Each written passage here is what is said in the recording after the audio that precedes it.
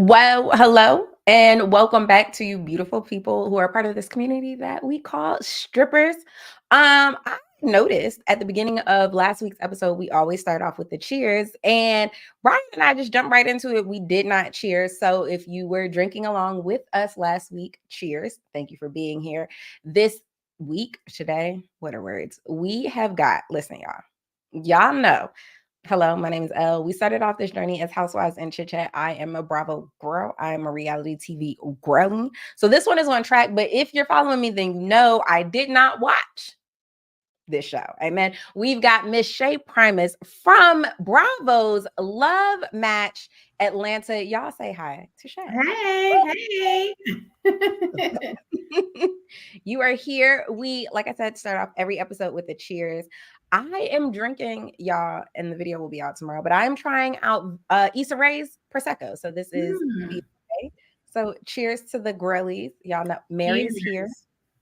We are going to jump right in. I was telling Shae before we started, and again, y'all know I didn't watch Love Match. I tried the one episode that man Shae said his name was Joseph. Joseph, hi, boo. I ain't like how you was talking to the girls.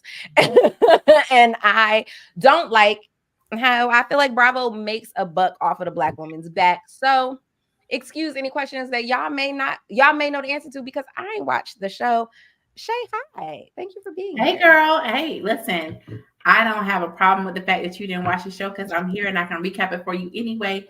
I think it's gonna be better with just having me because I am the show. If you really want to know the truth about it. No, you really are. Y'all, we was talking backstage. I found out Shae is she a little woo-woo girl like me, baby. We hmm love the crystals. We was over here hmm talking about tourmaline and being hmm grounded. So this is going to hmm be a very, grounded conversation. That's As right. always, keep your negative energy to yourself because we don't want it. We're not doing it. No, Um, let's start off with the obvious. I tried to get Miss Winnie Parker here. I don't know if you're familiar with her story, but she is a social media content creator. And she did a video about they're being pissed, honestly, in the dating pool and wanting a matchmaker and all of that. So before I get into your skills and how you go about matching them, take us to the beginning. How did you become Shae Primus, the matchmaker, and then the cast member on Love Match Atlanta? yeah. So I have a huge network. This is really my story. I'm just a natural networker. I'm the girl you could be like, Shae, you know a plumber? Do you know a CPA? Do you know a realtor? Like I have everybody in my Rolodex. I'm that girl. And just having, I've gone to an HBCU. I went to Clark Atlanta, like everything. I'm Come on, homegrown. HBCU. I'm I'm a Savannah homegrown. State girl. Yes. Where'd you go? Savannah State. Okay, HBCU. Yes. Yes. I'm a So we Southside girl, Henry County. Oh, Henry County. Yes, ma'am. Like it's like when you have like everybody at your fingertips, everybody. You just whenever I would have an event, people would be like, hook me up with that girl, hook me up with that guy. So I was like, I'm a Capricorn. So I was like, let me see how to monetize this. So I went I went and got certified as a matchmaker and then certified as a relationship coach. And that's how I became a matchmaker. And so when they were putting the show together, like a little tea, let me give you a little tea. None of the other Yes, come on. matchmakers are from Atlanta. So Oh. so when they were putting together the show, Joseph, who was my friend at the time, he was like, y'all can't do a show about matchmaking in Atlanta Now if you Joseph don't was your friend? have at the time. At the time. Joseph, I'll be waiting for you at the door, okay? Yes, at the time he was, and he was absolutely right. I would have been so pissed if they had done the show and not had me because the other people weren't. They're not from Atlanta. So if you on the show, you see I'm welcoming everybody to Atlanta. I'm the one that's Mhm. like, this is who everybody is. I'm introducing everybody to my city. So it wouldn't have worked if you didn't have me, there. These other people were just visiting or Girl, I'm gagged. I'm yeah. gagged because I told you that was the episode that kept me away. And if y'all know, maybe y'all don't know, but if you know anything about Atlanta, it's so big, but it's so small. It's so It's small. so small, especially in those entertainment Mhm, spaces, right? Like, mhm. so did you run him up out of Atlanta after that? Because he Girl, can't stay. I almost dragged the little girl that was in my face down Peachtree because she was like really popping off. Like I was like, girl, I will drag you down the street. You don't know me like that. But yeah, that was just so much drama, girl. It was so much drama. It was so much drama. So did they, for you, whenever we have these shows, we always hear people talk about like, well, the editing, or this isn't what they sold me, this isn't what I signed up for.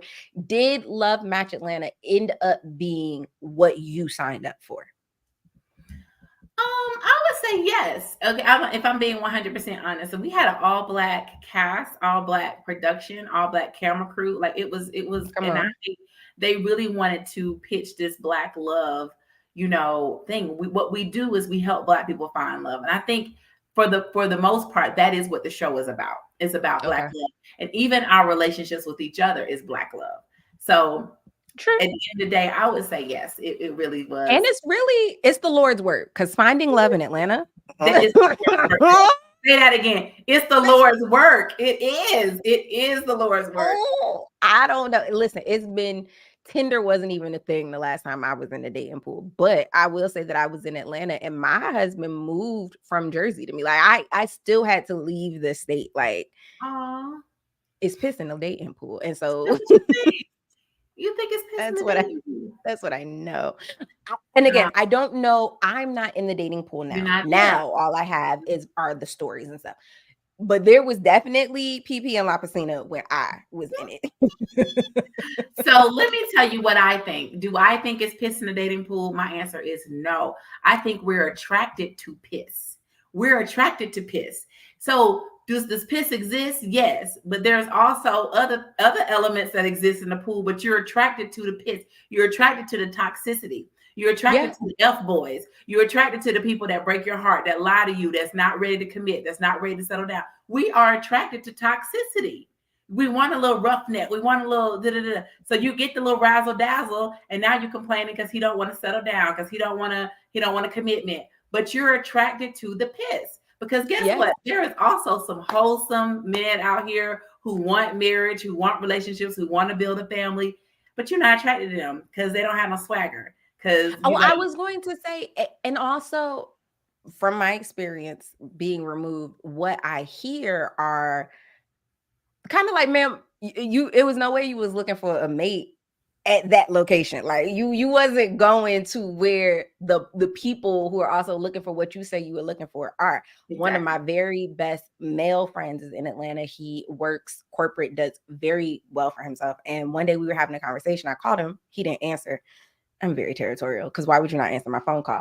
And he goes, friend, I was in therapy. I decided I was really ready to be in a relationship, and I wanted to prepare myself to be somebody's husband. I love it. I said, that was like the most beautiful thing. And he has friends, right? And like-minded people congregate together. So I understand that they exist, but on a broad scale. It seems like you said that some people are attracted to it because it's the normal. You've got like the aunties and the uncles telling you what love should look like. Gerard Carmichael just came out with a reality show. And on there, he was talking about relationships, and his best friend was telling him, well, like, oh, my auntie always says, and he listened, and he said, thank you for that advice. Is your auntie married? Ooh. And do you have any advice from any married aunties? Because that's what I want to hear. How do you decipher once people come to you? And I've been to your website, so I know you've got like a lengthy forum and contact and reach out. So only the serious ones filter through. But even then, how do you as a matchmaker determine whether or not somebody is ready for, honestly, just your level of matchmaking skills? Well, first of all, there is a large financial, investment that you're making. Amen. I see. $9.94. Amen. So no. That's just to be in the database. That's just to be in the premium database. My packages, I have a $10,000 package. I have a $20,000 package. So one, I think you're not serious. If you for play, you're not coughing up that kind of change. Scared money don't make no money. Exactly. So first, my people make an investment, so they're serious. And then I have like such a thorough process. I have a sex therapist, because we all know people can be sexually incompatible. They get in these relationships. There are sexless marriages. If he want to swing from the chandelier and you want to lay on your back, well, y'all not going to be compatible. So I need to understand what kind of sex are you into. In Atlanta, it's all kind of things popping off. So I need to know they be who doing you the stuff into, outside. what you into, how you like to do it, all of those things. That's with the sex therapist. And have you had any sexual trauma? Is there anything that prevents you from being open sexually? What in your pleasure? I'd like to understand, what do you find pleasurable? I match those kind of people together. You like this, he likes this, or you are open to this and he likes this, and I can put y'all together, because then you'll be open to it. But if you're like, I'm absolutely vanilla and not open to anything, I need to find somebody that's on that continuum with you.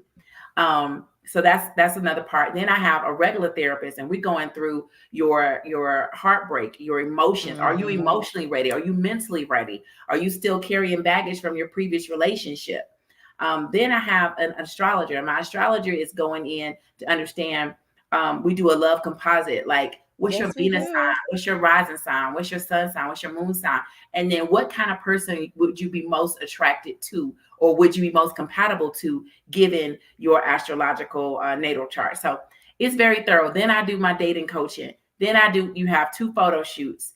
So it's by the time people complete my process, I do know that they're serious. I do know that they're ready. And I also know them on a deeper level, so that I can match them with someone who would be appropriate.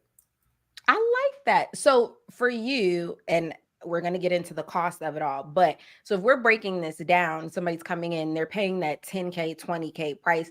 Essentially, you're just not letting any money go out the door. And stop me if I'm incorrect. Because if you break these down, if somebody comes to you and you say, okay, you're ready, now you have to go get a photo shoot, they would still have to go put that money out. And those things are important, because profile picture, we're in the day and age of things being digital, right? So profile pictures, things like that matter. You can say like, oh, I would like a good bio. No, it's got to be a right package from the beginning. And you gotta have, so they would still be putting this cost out, correct? Well, it's all inclusive in my package. So my package includes all the things. So you don't. Well, that's what I'm saying. So you keep the money in. Yes. So you go to them. Whereas you could, for example, number purposes, say, hey, I'm going to come down to 5, but now you have to go outsource and all do of these those things. No, I manage that, because I want the pictures to look a certain way. Most people don't understand what looks sexy to the opposite sex. And so we have these bathroom selfies or work clothes. If it's appropriate for work or church, is not what I want. I want sexy. And sexy is not raunchy, and sexy is not slutty. It's 2 different things, because this is who's looking for a wife. So we want to show him, but they also want to know what's up under that dress. So you need to have something fitted, something cute that show off your figure. So I know how to get the sexy out of you, for my pictures, and I know what I need to see. And for men as well, if I have a man who's a client, you're going to need a suit picture, because ladies like men in suits, and a tailored suit. And I know what kind of poses that I need to see that demonstrate masculinity and demonstrate dominance, and that you can lead. That's what I want to see. So I manage all of that process myself. I like that. So what do you say to the people who just honestly can't afford that price tag? Do you have, and not giving anything away for free, but do you have any like 5 do's and don'ts that you give away for free? Or like, I know you can't afford me and we can't go down this process, but I would put you on this path over here, to the Winnie Parkers of the world. Yeah. So what I tell people, and matchmaking is not for everybody. It is a luxury. It is, but I don't think that everybody needs to go through a matchmaker to find love, right? So you can find love at the grocery store. So I tell people, turn your light on so that you can attract when you go out. Get cute, but open your mouth. You walking down the aisle, you see somebody, he gets some beans and he got some carrots. I'm like, what you making? You making a soup? What you making? You just start a conversation. Have you tried it with some celery? Like, just start a conversation with the person, look in their basket and ask questions. You could do this at my favorite place to meet men is, and it doesn't cost a lot, is just go to a restaurant and sit at the bar, sit by yourself. You can go to a club and go, but restaurant steakhouses are the best, because that's where you find men who are successful, especially like after work, the after work crowd. Go sit at the bar and start a conversation. It's really easy. Oh, you smell good. What kind of cologne is that? That's a nice suit. I like your haircut. Those are some nice shoes. Pay him a compliment. That's the quickest way to open the door, because if he likes you back, he'll reciprocate. If he don't, keep it moving. But we don't open our mouths and we don't leave the house. and we're expecting them, I guess, to fall out the sky and land in our on our couch. I don't know how we expecting to meet people if we're not leaving the door and leaving the house. But you got to do that. You got to start those conversations, and I think that's critical in being able to find somebody. I will say that the turn your light on situation is like, for me, I have this really bad habit where I will leave out the house without my wedding ring. And that's a Mm. bad habit because I also have like the Quaalos. I've done videos on them. So I've got the like grab and goes. But I will constantly be outside without them. And just me, I'm chatty. I'm going to talk to the wall if don't nobody talk to me soon enough. Like, you know what I'm saying? So I will go out and like be talking to, oh, what are you making today? Like you would think I am like in a little Hallmark movie in the store with my buggy. And my husband be And like, you're not he's even still interested because flirting with you. you happily married. That's so funny. Or he'll park the car and I'll be in the grocery store and he'll come in and I'll be like mid conversation with somebody and they will be the person will walk up completely confused. I'm not registering any of the flirting. I'm like, we were talking about Granny Smith apples. Why did you think I wanted to be your wife? And my husband be like, these people are flirting with you, girl. Oh, sorry. But I've seen it. I've seen it work. So turn your light on, It ladies. definitely Go works. go talk to Turn it somebody. on. And We got to that's be a little bit messy. No, go yeah. ahead. Oh, you want to be messy? Let's go. Let's go. We What'd you say? I said you want to be messy? Let's go. No, we lost your volume. Where'd you go? Oh, you can't hear me? Oh, now you're back. Okay, not sure what Look, happened. we talked mess and your computer said no, we're not going to do it. We've got this world, right, where things are being uncovered. The Diddies, the Aaron Halls are going down as they should. And common conversation, at least in my comment section, is, well, it was the 90s. It was acceptable. Younger women were talking to older guys. It's what they did. But now we're in this place where the tables are reversed and we've got the Dreas and Future's baby mother of the world's stepping down, going down 10 years younger in men. What do you think? Me personally, I won't leave you on a messy cliff by yourself, baby. It ain't nothing nobody younger than me. I don't want. I am 34. I wish a 24-year-old would come up into me. Baby, I can smell the infamil. I don't want to have this conversation. Yeah. Well, I mean, Drea's sis is 20 years older than her boo, like close to 20 years. I mean, he's the same age as her child. Um, that's a different story. I don't know if sis was just getting the bag. I'm not really sure what her motivation was. But yeah, a person my son's age, what can he do Do for me?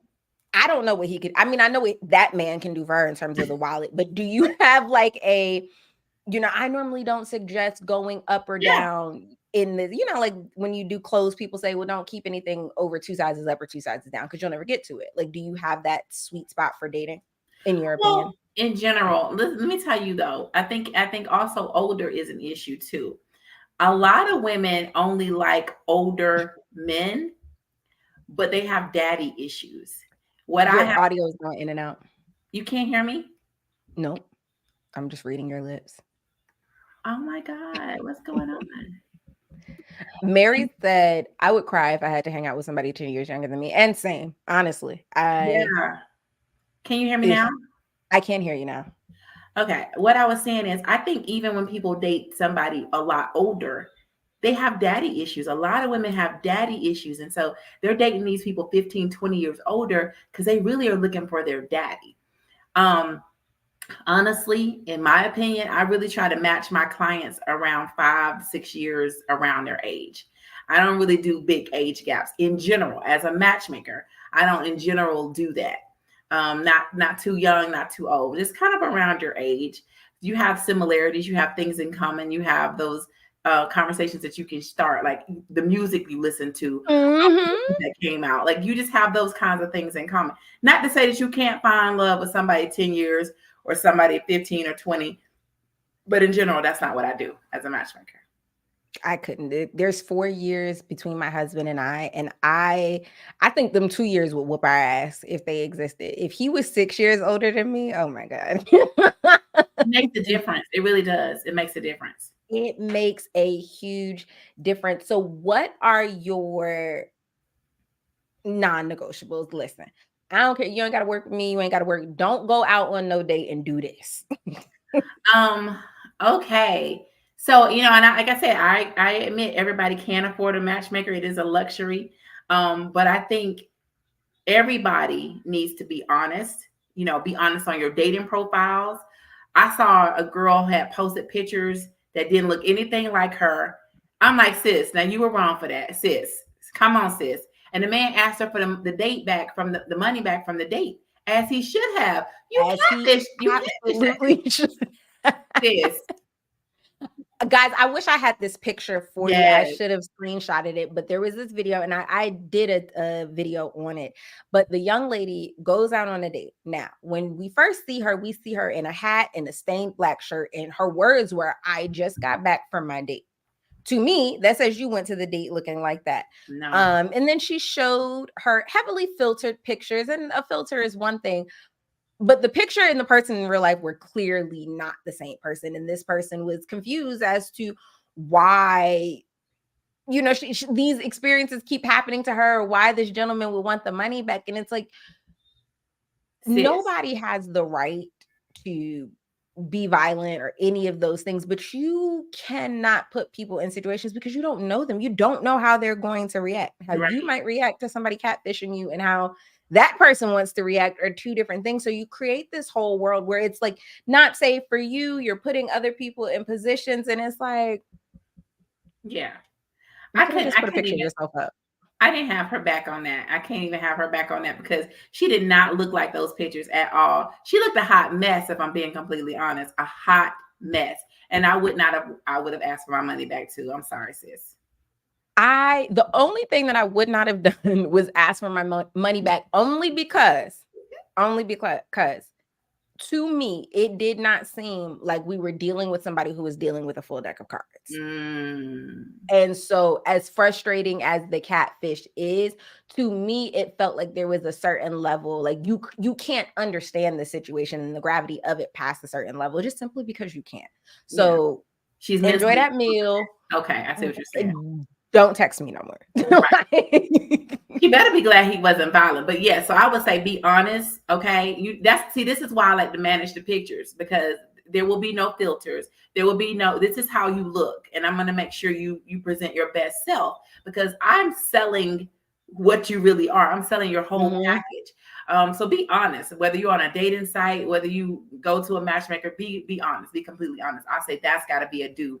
A don't is another do, I would say, is take the time to heal from your previous relationships, because nobody wants a dump of what your ex did wrong and how your ex was trash on male side or female side. Nobody wants to hear that. And a telltale sign, if somebody's telling you about their ex and they hold no accountability, they didn't do anything wrong, person, it was all his fault, it was all her fault, that's a red flag. Run. Because that person hasn't done the work to understand what they did to attract this person. You not just attracted, because we attract everybody, but you chose this person after attracting them. You chose this person. That's a red flag on you. Something was unhealed in you to even attract them. So somebody just said, I'm scared of men with ED. She said, I am scared of men with ED. And this is also why. But that seems valid. Like, if you're in that age bracket and you're dating, so how do we, or when do we bring up things like that on a date? Is this do we lead with that? Does it go in the bio? When and where do we bring this up? So I was like, no, don't put it in the bio. But so for me, can y'all hear? I can't hear you. You can't hear me? Mary says she can, and I'm reading your lips. You said don't put it in the bio. Can you hear me? Y'all might want to. No, I can't. Y'all might want to listen to Shae. I'm not the matchmaker, but I say put it in your bio. Let the people know. Can you hear me now? What is going on? Let's see. You still can't hear me? That I didn't turn you up and down.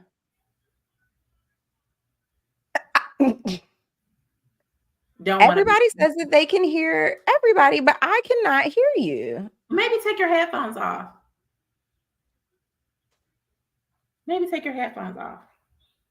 Now that is the weirdest thing.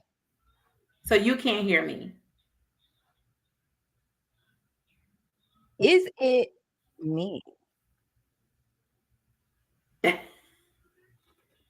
That's so weird. I'm not doing Yeah, you guys are anything. like, yay, we love to be at this show called Technical Difficulties with Elle.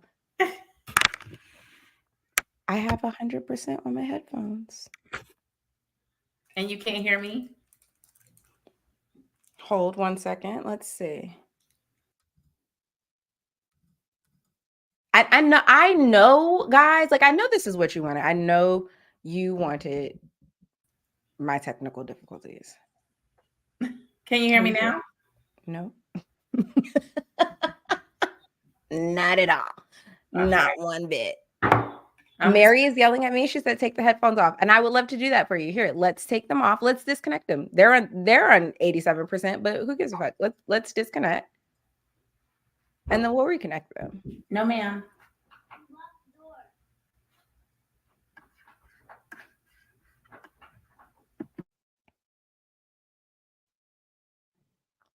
Well, you guys enjoy your conversation with Shae and enjoy talking to the Oh no. people that can hear you. Oh no.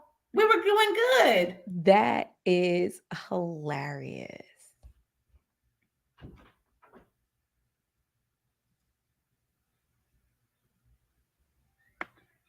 Can you hear me now? You know what? I can see you guys, and I will get you, and that's okay.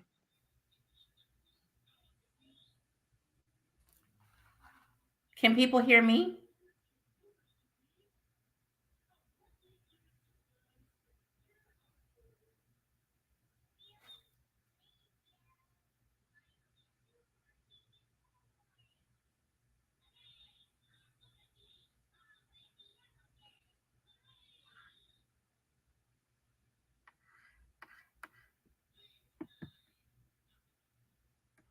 Okay, you can hear me. Okay, you can hear us both perfectly.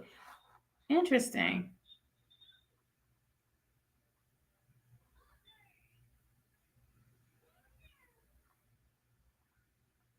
Yeah, I can't hear L either.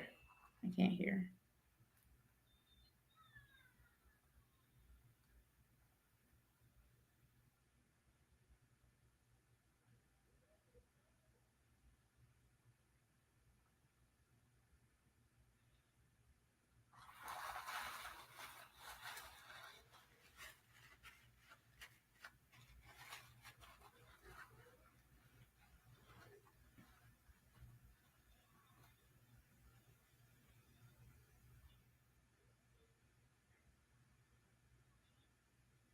Can you hear now?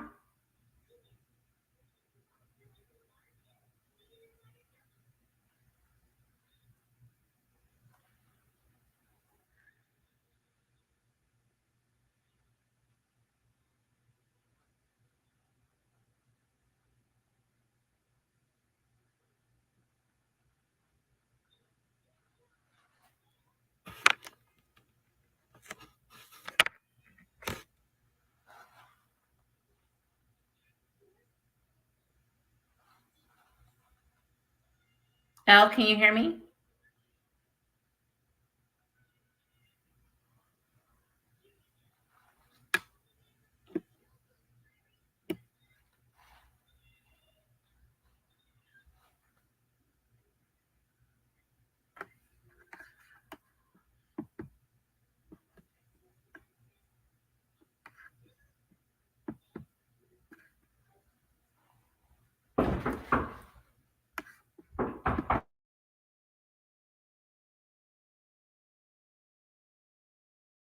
I can't hear L either.